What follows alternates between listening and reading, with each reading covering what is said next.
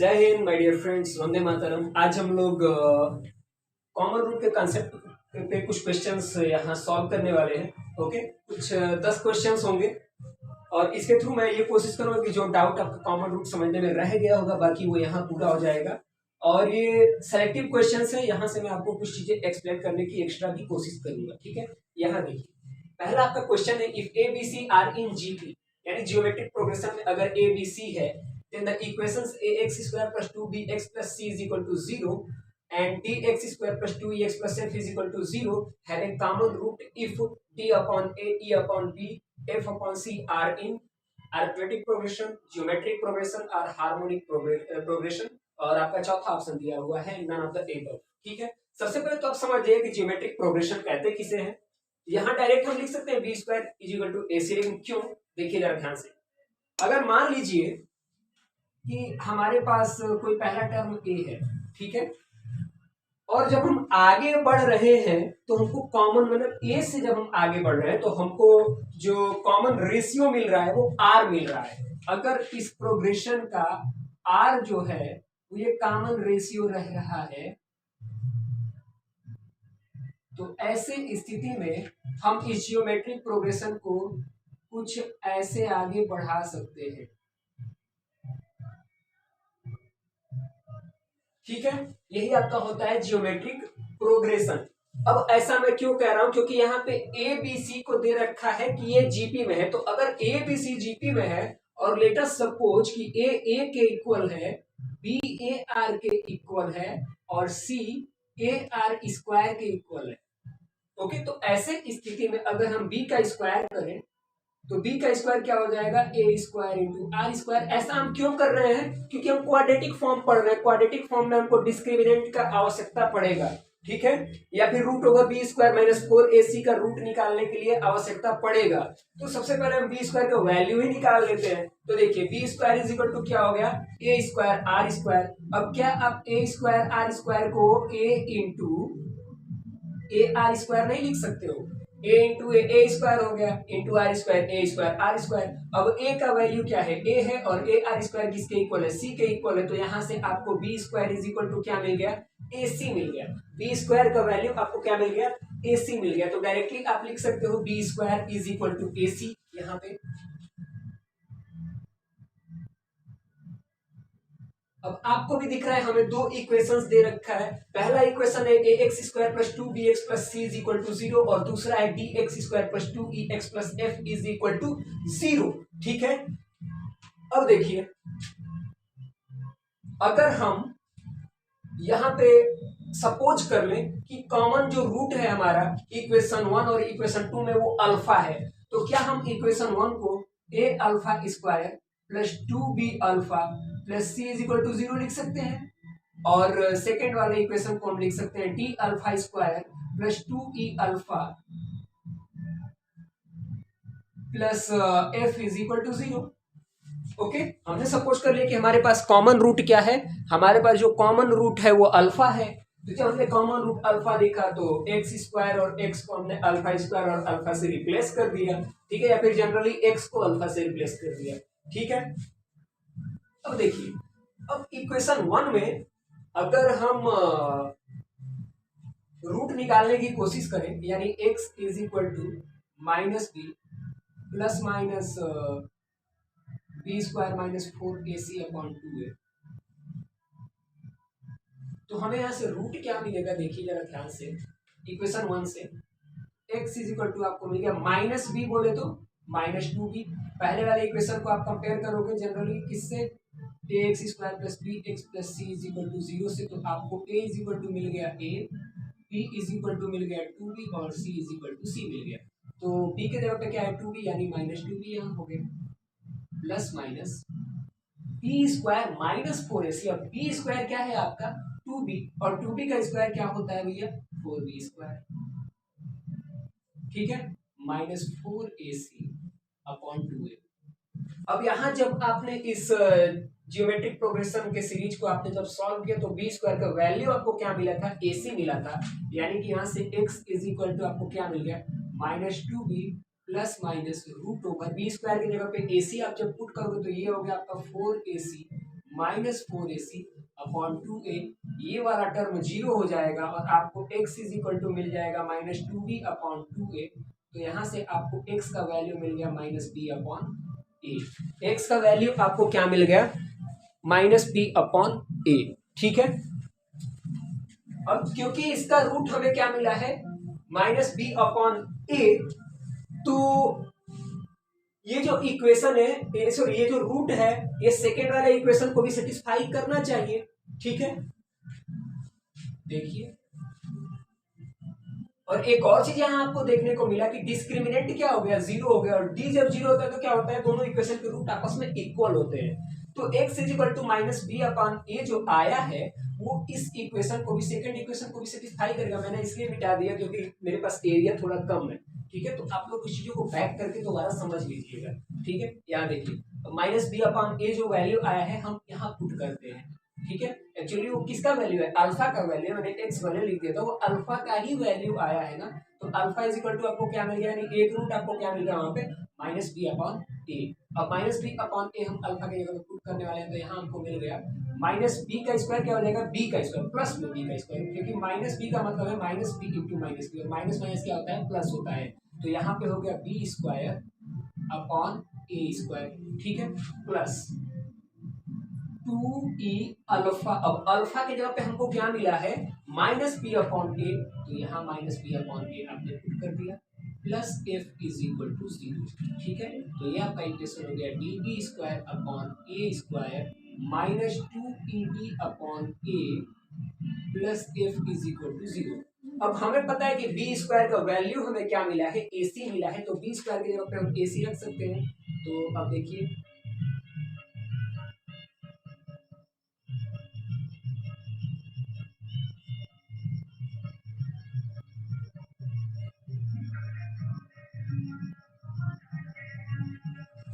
ठीक है।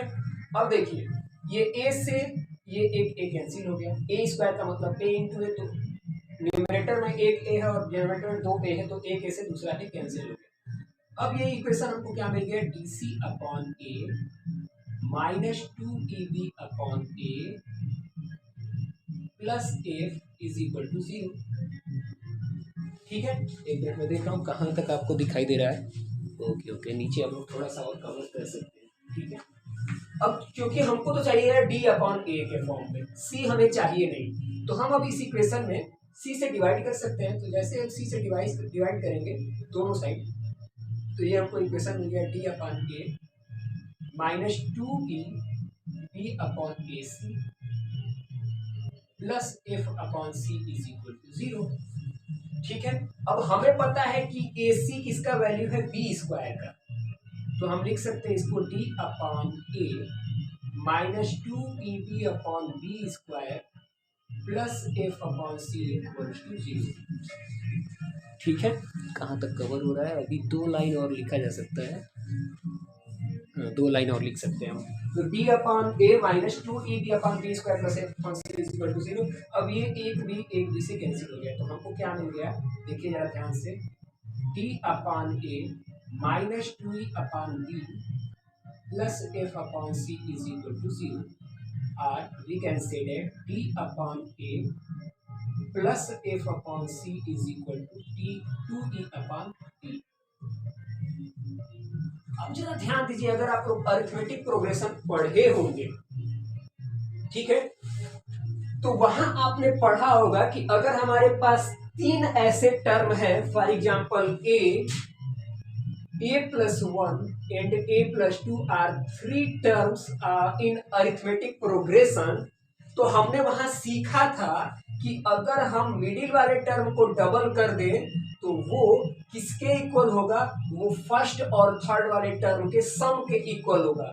यानी कि देखिए, अगर हमारे पास ये middle term 2e upon b है, ध्यान से देखिए, middle term 2e upon b है, अगर हम इसको e अपॉन b है, अगर हम इसको डबल कर दें तो ये फर्स्ट और थर्ड वाले के सम के इक्वल है। एक जनरल एग्जांपल लेते हैं, फॉर एग्जांपल मान लीजिए हमारा पहला टर्म 2 है, दूसरा टर्म 5 है और तीसरा टर्म 8 है, तो इसका डबल, मिडिल टर्म का डबल क्या हो जाएगा, 10 हो जाएगा। ये किसके इक्वल होगा, फर्स्ट और थर्ड टर्म के सम के इक्वल होगा। देखिए 2 + 8 = 10, और 5 × 2 क्या हो गया 10 हो गया। इसका मतलब क्या है कि ये जो D/A है और E/B और F/C ये किसमें है, तो ये अरिथमेटिक प्रोग्रेशन में सीरीज है। ठीक है, तो इस क्वेश्चन का आंसर हमें क्या मिलेगा AP।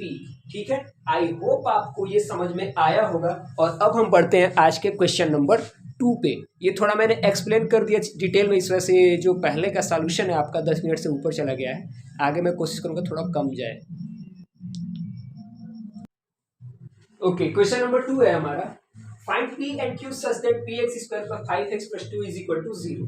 ठीक है, हमारा पहला इक्वेशन दे रखा है px² + 5x + 2 = 0 और दूसरा वाला इक्वेशन है हमारा 3x² + 10x + q = 0। ठीक है बोथ रूट्स इन कॉमन। अब बोथ रूट्स कॉमन दिया है तो भैया हम जानते हैं कि अगर कॉमन हो दोनों रूट तो इसके लिए कंडीशन होता है कि a1/a2 = b1/b2 = c1/c2।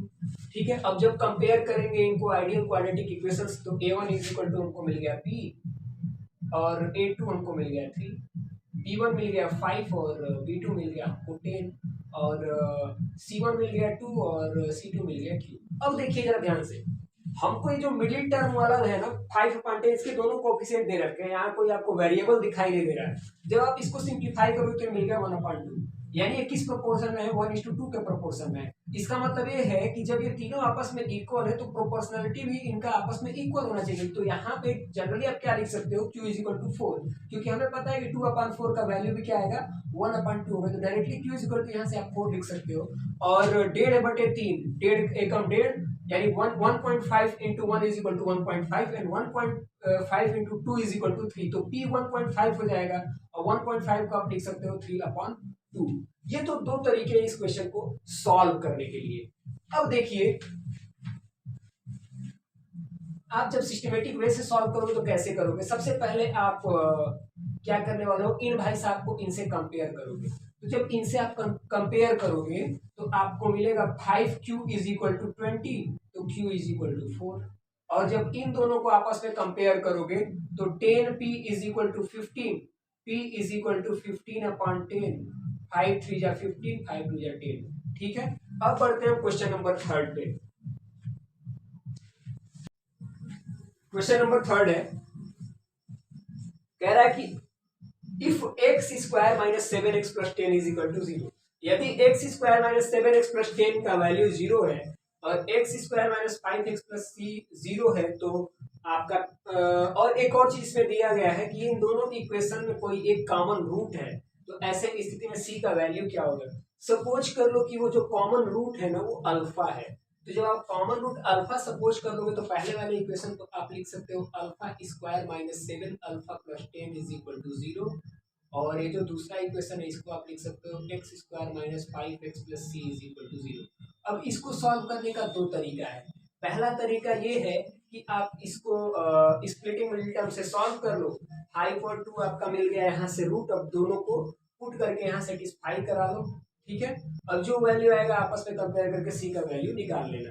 अब दूसरा तरीका ये है जो हमने कल आपको वन कॉमन रूट का फॉर्मूला बताया था α² अपॉन, अब α² को जैसे ही ढकते हो तो अब आप बात करते हो cross multiply of -7 × c minus minus 5 - 10। ठीक है, अब देखो यार कहने का मतलब क्या है, -7 × c आपका हो गया -7c माइनस -5 × 10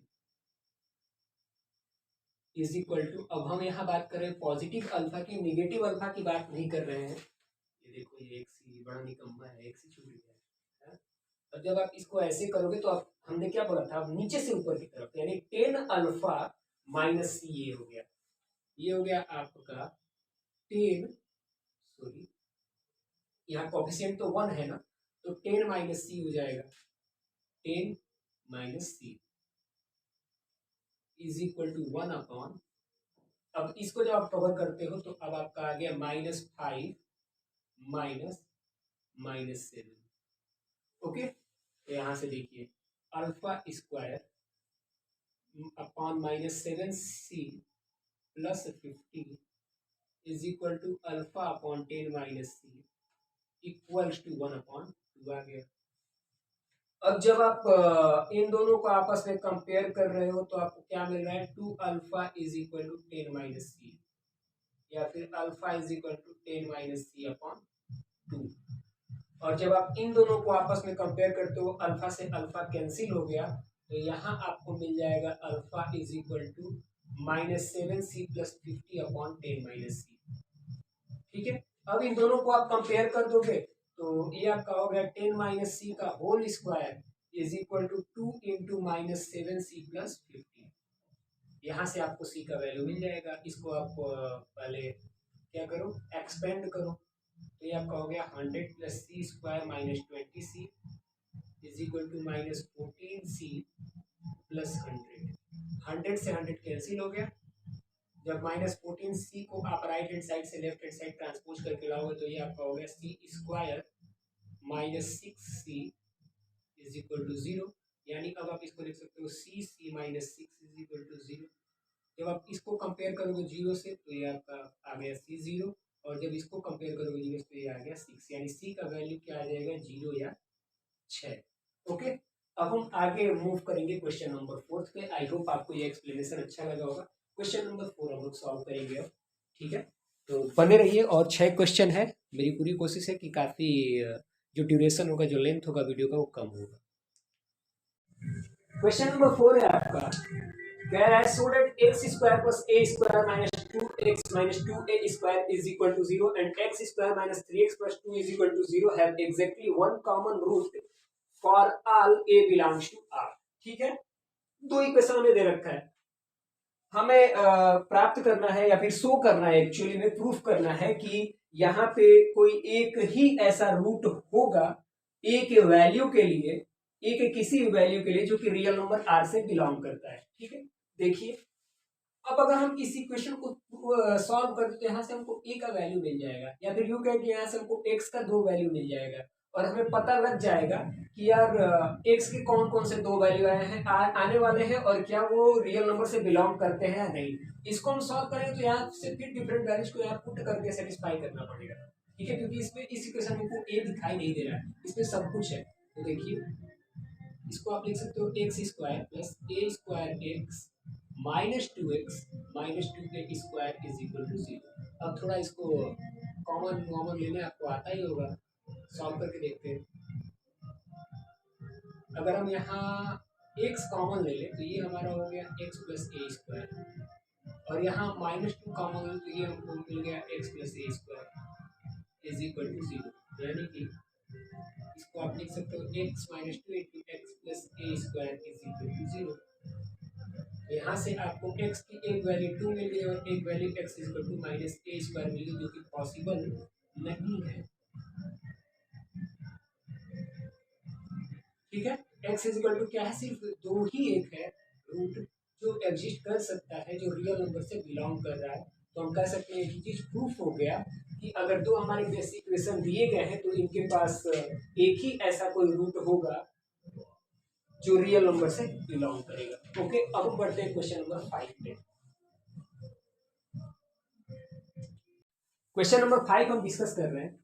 क्वेश्चन नंबर 5 ये दे रहा है कि कोई दो क्वाड्रेटिक इक्वेशन आपको गिवन है, पहला है x² - x + m is equal to 0, और दूसरा आपको दे रखा है x² - x + 3m is equal to 0 where m is not equal to 0। This is the point you have to remember, m 0 के इक्वल नहीं है, तो m का वैल्यू फाइंड करिए जिसके लिए जो है जो सेकेंड इक्वेशन का रूट है वो फर्स्ट इक्वेशन के रूट के डबल हो। लेट अस सपोज कि फर्स्ट इक्वेशन का एक रूट हमारे पास अल्फा है, तो ऑटोमेटिक सेकंड इक्वेशन का एक रूट क्या हो जाएगा, 2 अल्फा हो जाएगा, 2 अल्फा। तो आप फर्स्ट इक्वेशन में x को अल्फा से रिप्लेस कर दो और सेकंड इक्वेशन में आप x को 2 अल्फा से रिप्लेस करते हो, तो आपका इक्वेशन कुछ यूं बन जाएगा, α² - alpha plus m is equal to 0, और दूसरा आपका इक्वेशन बन गया अल्फा 2 अल्फा से रिप्लेस किए तो आपका बन गया 4α², क्योंकि x² है, 2 अल्फा का स्क्वायर हो जाएगा 4α² -2 alpha plus 3m is equal to 0। ठीक है, अब हम क्या करने वाले हैं कि इक्वेशन जो आपको 1 दिखाई दे रहा है इसमें 3 से मल्टीप्लाई कर देंगे। जब हम 3 से मल्टीप्लाई कर देंगे तो ये हमको मिल गया 3α² - 3α + 3m। और अब हम क्या करेंगे कि इक्वेशन वन में से इक्वेशन टू को सब्ट्रैक्ट कर देंगे। जैसे हम इक्वेशन वन में से इक्वेशन टू को सब्ट्रैक्ट करते हैं हमें क्या मिलता है यहाँ माइनस अल्फा स्क्वायर, ठीक है, माइनस माइनस प्लस हो जाएगा यहाँ पे, minus alpha is equal to zero. Minus से मल्टीप्लाई करो आप तो यहाँ मिल गया आपको alpha square plus alpha is equal to zero, या फिर आप यूँ कहो alpha into alpha plus one is equal to zero. This imply you will get alpha is equal to zero और alpha is equal to minus one. ठीक है, अब हम क्या करेंगे कि ये दोनों में से किसी भी एक इक्वेशन में अल्फा का वैल्यू पुट करके देखेंगे कि एम का क्या वैल्यू आ रहा है। ठीक है, जब हम alpha is equal to zero put करते हैं तो ध्यान से देखिए फोर अल्फा स्क्वायर, तो ये आपका क्या हो गया four into zero zero minus two into zero zero, तो आपको मिल गया three M is equal to zero. तो यहाँ से आपको एम का वैल्यू क्या मिल रहा है जीरो मिल रहा है, जो कि पॉसिबल नहीं है। ऑलरेडी क्वेश्चन में दे रखा है कि एम जीरो के इक्वल नहीं होगा। यानी अब हम क्या करेंगे alpha is equal to minus one put करेंगे। तो अल्फा इज इक्वल टू जब आप माइनस वन पुट करते हो तो देखो अल्फा का स्क्वायर है तो माइनस वन का स्क्वायर क्या हो जाएगा वन, यानी फोर इंटू वन आपका हो गया फोर माइनस टू अल्फा। ठीक है, अल्फा क्या है minus one, minus two into minus one क्या हो जाएगा प्लस टू हो जाएगा, plus three M is equal to zero. तो यहाँ से आपको मिल गया फोर प्लस टू सिक्स, यानी three M is equal to minus six. जब आप प्लस सिक्स को लेफ्ट हैंड साइड से राइट हैंड साइड ट्रांसपोज करोगे तो माइनस सिक्स हो जाएगा, आपको एम का वैल्यू मिल गया माइनस टू। अब हम पढ़ेंगे क्वेश्चन नंबर सिक्स पे। एक क्वेश्चन मैं आपको दूंगा होमवर्क के लिए, और अगर वो क्वेश्चन आपसे सॉल्व नहीं हुआ तो मैं उसको नेक्स्ट लेक्चर कॉन्सेप्ट क्लास कल का स्टार्ट करने से पहले वो मैं आपको बता दूंगा। ओके, क्वेश्चन नंबर सिक्स, ये क्वेश्चन JEE मेन 2013 में पूछा जा चुका है। क्वेश्चन है आपका कि अगर equation X square plus two X plus three is equal to zero and X square plus B x plus C is equal to zero में ए बी सी आर से बिलोंग करता है, यानी रियल नंबर के family से belong करता है, और इन दो इक्वेशन के पास कॉमन रूट्स हो, तो a is to b is to c क्या होगा। अब देखिए जब भी आपको दो इक्वेशंस दे रहे होते हैं तो आप कोई ऐसा इक्वेशन पिक करते हो जिसमें सब कुछ ऑलरेडी दे रखा हो और सॉल्व करना इजी हो। तो हमें पहला नंबर इक्वेशन दिख रहा है, इसमें सब कुछ दिया हुआ है, तो यहाँ से हम रूट निकालने की कोशिश करेंगे। ठीक है, रूट निकालने से पहले हमें डिस्क्रिमिनेंट निकाल के चेक कर लेना है कि क्या डिस्क्रिमिनेंट का वैल्यू जीरो से अधिक है या जीरो से कम है या फिर जीरो के इक्वल है। तो देखिए जब आप डिस्क्रिमिनेंट यहाँ निकालोगे ना तो d इज इक्वल टू होता है B square minus four a c, यानी four minus four into three, तो ये आपका क्या आ गया माइनस एट आ गया, यानी जीरो से कम है। तो यहाँ पे इमेजिनरी रूट बनेंगे और वो बनते हैं कॉन्जुगेट के फॉर्म में। ठीक है, अपना कॉन्जुगेट भी बनाते हैं, अगर a प्लस बी है तो a माइनस बी हो जाएगा दूसरा रूट। और ये सिर्फ एक ही इक्वेशन है, दोनों इक्वेशन में एप्लीकेबल हो जाता है। यानी अगर यहाँ पे हमको एक रूट मिल रहा है a plus I B iota B, तो और एक मिल रहा है a माइनस अयोटा बी, तो यहाँ भी हमको a प्लस अयोटा बी और a माइनस अयोटा बी ही मिलेगा। ठीक है, यानी कि दोनों के दोनों रूट दोनों इक्वेशन के सेम होंगे एक दूसरे के। तो ऐसे स्थिति में हम कंडीशन निकालेंगे बोथ रूट ऑफ कॉमन का। यहाँ होता है a1 upon a2 is equal to b1 upon b2 is equal to c1 upon c2। On comparing equation 1 and 2 we get a is to b is to c is equal to what 1 is to 2 is to 3। ठीक है, बढ़ते हैं question number 7 पे।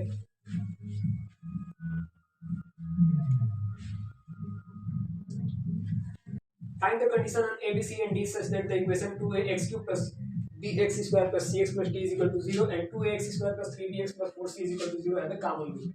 Let us suppose that alpha is the common root for the given equation. We can write it as 2a alpha cube plus b alpha square plus c alpha plus d is equal to 0. And equation 2 can be written as 2a alpha square plus 3b alpha plus 4c is equal to 0. Now हमें क्या यहाँ दिखाई दे रहा है कि पहला जो equation है ये क्यूबिक इक्वेशन, जो दूसरा इक्वेशन है क्वाड्रेटिक इक्वेशन है। तो हम दूसरे इक्वेशन में अगर अल्फा का मल्टीप्लाई कर दें तो ये भी क्यूबिक इक्वेशन बन जाएगा।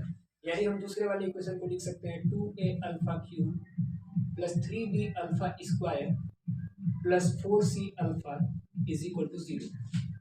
ये हमारा हो गया इक्वेशन नंबर 3। अब इक्वेशन नंबर 3 को जब इक्वेशन नंबर 1 से हम सब्ट्रैक्ट करेंगे तो हमें क्या मिल जाएगा, ध्यान से देखिए 2a अल्फा क्यूब खत्म। अब आप बी अल्फा स्क्वायर में से 3b अल्फा स्क्वायर घटाएंगे तो आपको मिल गया माइनस 2b अल्फा स्क्वायर, और सी अल्फा में से 4c अल्फा घटाएंगे तो आपको मिल गया माइनस 3c अल्फा, और d माइनस 0 क्या होता है 0। मल्टीप्लाई में minus, we get 2b alpha square minus 3c plus 3c alpha minus T is equal to 0। ये हमको मिल गया इक्वेशन नंबर 4। अब देखिए, अब हमारे पास दो क्वाड्रेटिक इक्वेशन है, एक 2a alpha square plus 3b alpha plus 4c is equal to 0, दूसरा हमारे पास 2b alpha square plus 3c alpha minus T is equal to 0। अब इन दोनों को ध्यान में रखते हुए और हम अप्लाई करने वाले हैं क्या, condition for one common root. Condition for one common root क्या कहता है, ध्यान से देखिए, पहले दोनों इक्वेशन को अलग अलग लिख लीजिए ताकि गलत ना हो। 2a alpha square plus 3b alpha plus 4c is equal to 0, और नया वाला हमको मिला 2b alpha square plus 3c alpha minus D is equal to 0। ठीक है, अब ध्यान से देखिए, अल्फा स्क्वायर अपन क्या आएगा, एक मिनट, बोर्ड पे कहाँ तक कवर हो रहा है ये भी देखना जरूरी है। ठीक है, अल्फा स्क्वायर अपॉन, इनको ढक लीजिए, minus 3bd minus 4c into 3c क्या हो जाएगा, 12c square is equal to alpha, minus में मैं नहीं ले रहा हूँ, माइनस में नहीं ले रहा हूँ तो मैं नीचे से ऊपर चलूंगा। अब अल्फा ढक दीजिए तो ये आपका हो गया 4bcd, sorry 4 into 4c into 2b, ये आपका क्या हो गया 8bc, 8bc और माइनस माइनस 2ad यानी ये प्लस 2ad हो गया is equal to 1 upon constant के लिए। अब आपको 2a इंटू 3c यानी आपका हो गया 6ac और 2b इंटू 3b क्या हो गया माइनस 6b स्क्वायर। ठीक है, तो हमें पता है यहाँ से वैल्यू हमें क्या मिलने वाला है, वैल्यू हमें मिलने वाला है 8bc प्लस 2ad का whole square is equal to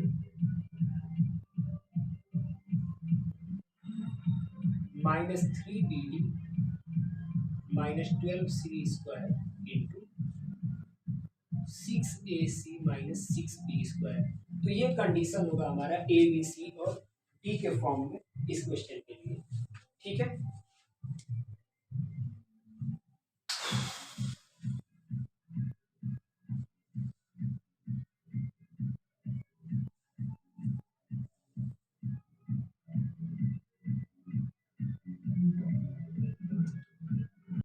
आइए देखते हैं question number 8 and 9। Question number 8 है if ax square plus bx plus c is equal to 0 and bx square plus cx plus a is equal to 0 have a root in common, find the relation between a b and c। अब इस type के question मैंने करा रखे हैं आपको, आप directly क्या लिख दोगे, अल्फा सपोज कर लो कि कॉमन है तो आपका हो गया a alpha square plus b alpha plus c is equal to 0 और b alpha square plus c alpha plus a is equal to 0। वहां से आप अल्फा मतलब वन कॉमन रूट का जो कंडीशन है वो अप्लाई करिए और रिलेशन निकाल देंगे आप वहां से ए बी और सी का। वैसे ये जो क्वेश्चन है आपका, A B C are the side of triangle A B C and equation ax square plus bx plus c is equal to 0 and 5x square plus 12x plus 13 is equal to 0 have a common root, find angle c। तो आपको दिख रहा है कि ये equation आप solve करके root निकाल सकते हो। अब इसके लिए मैंने सबसे पहले आपको बताया था कि आप डी निकाल के चेक करिए, डी आप निकालोगे तो डी क्या मिलेगा आपको, यहाँ से देखिए जरा, डी इज इक्वल टू होता है B square minus 4ac, D का स्क्वायर क्या है 12 यानी 144 माइनस 4 गुणे 13 गुणे 5, 4 गुणे 13 क्या होता है 52, 52 पचे 260, 260 में जो आप 144 घटाओगे तो 116 आएगा। ठीक है, यानी माइनस में 116 आ रहा है यहाँ पे डी का वैल्यू जो कि 0 से कम है, तो आपका जो रूट बनेगा इमेजिनरी बनेगा और इमेजिनरी है तो अपने कंजुगेट के साथ आएगा। ठीक है, जाहिर सी बात है।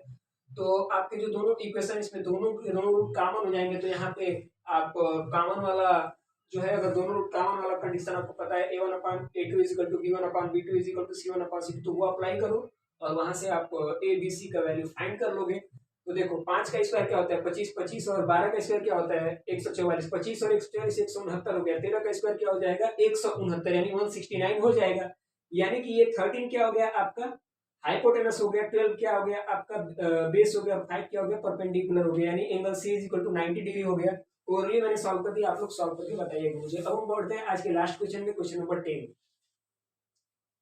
Equation x square plus bx minus alpha and x square plus x plus b is equal to sorry x square plus bx minus 1 is equal to 0 and x square plus x plus b is equal to 0 have a common root different from -1, यानी जो common root है वो -1 नहीं होना चाहिए। Then the value of mod b is, ठीक है, एक मिनट देखो वीडियो ऑन है या नहीं, तो ठीक है ऑन है। लेट अस सपोज कि कॉमन रूट हमारे पास अल्फा है, तो आप इस इक्वेशन को क्या लिख सकते हो, alpha square plus B alpha minus one is equal to zero. उसको आप लिख सकते हो alpha square plus alpha plus B is equal to zero. अब जब दोनों को सब्ट्रैक्ट करोगे तो ये खत्म हो गया, आपको यहाँ मिल गया B alpha minus alpha minus one minus B is equal to zero. ठीक है, यानी B alpha minus alpha is equal to आपको क्या मिल गया, बी प्लस वन। यहाँ से आप अल्फा कॉमन लो तो ये आपका आ गया B minus one is equal to B plus one. Alpha आपको मिल गया B plus one upon B minus one. ठीक है, अल्फा का वैल्यू आपको क्या मिल गया यहाँ से, b plus one upon B minus one. अब b plus one upon B minus one को आप किसी भी इक्वेशन में पुट कर सकते हो। ठीक है, इक्वेशन वन में अगर हम इस वैल्यू को पुट करते हैं, अल्फा के वैल्यू को, alpha square plus B alpha minus one is equal to zero में, तो हमें क्या मिल जाएगा, बी प्लस वन का whole square upon B minus one का whole square plus B alpha यानी b into b plus one upon B minus one equals to zero. यहाँ से आपको एलसीएम मिल गया बी माइनस वन का whole square. B plus one के whole square को आप लिख सकते हो B square plus one plus two B. अब चूंकि बी माइनस वन स्क्वायर आपका एलसीएम है तो बी माइनस वन से जब आप डिवाइड करोगे तो बी माइनस वन टाइम में इसको डिवाइड करेगा, यानी बी माइनस वन से ऊपर मल्टीप्लाई करना पड़ेगा। तो आपको यहाँ मिल गया B square plus B into B minus one, और यहाँ माइनस वन है यानी वन अपॉन वन लिख सकते हो, तो ये आपका आ जाएगा बी माइनस वन का whole square is equal to zero. यानी आप लिख सकते हो इसको बी माइनस वन स्क्वायर को जब आप ट्रांसपोज करोगे राइट हैंड साइड तो होल टर्म हो गया ये जो है जीरो, सिर्फ ऊपर वाला आपके पास टर्म बचेगा। अब आप इसको थोड़ा और एक्सपेंड करके सॉल्व कर लो, बी से मल्टीप्लाई करोगे तो B cube plus B square minus B minus one भी तो है ना, वन से मैं कर दिया। देखो जरा एक मिनट कैलकुलेशन ज़्यादा है तो ध्यान देना है थोड़ा बहुत। बी से मल्टीप्लाई किया तो B cube plus B square minus one से minus B square minus b. अब माइनस से मल्टीप्लाई करना है B square plus one minus two b में। ठीक है, B square plus one plus two B plus b cube plus B square minus B square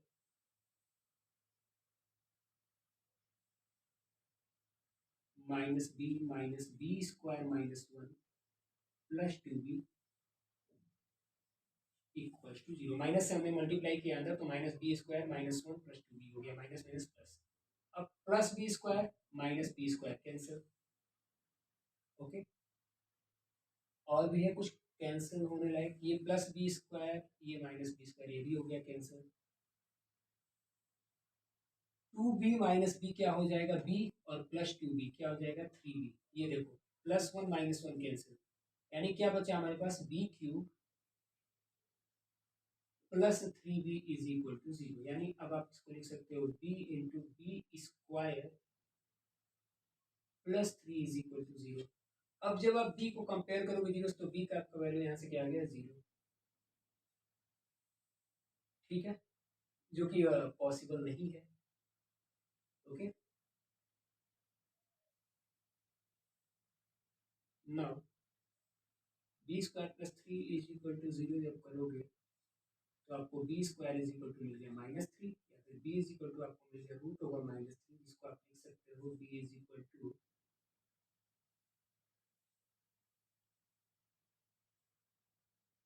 ठीक है आई रूट थ्री। अब रूट आई का वैल्यू क्या होता है वन, रूट आई का जो वैल्यू होता है वन के इक्वल होता है। ठीक है, यानी अयोटा, अयोटा को जब आप रूट में लिखते हो तो उसका वैल्यू होता है वन। तो ऐसे डायरेक्टली v का वैल्यू क्या मिल गया आपको रूट थ्री हो गया। आई होप आपको ये समझ में आया होगा। थोड़ा नीचे दिखाई नहीं दे रहा है, देखिए जरा ध्यान से। B square plus three is equal to zero को हमने जब ट्रांसपोज किया तो b square is equal to minus three मिल गया, तो b is equal to root over minus three, और रूट ओवर माइनस थ्री को आप क्या लिख सकते हो बी इज इक्वल टू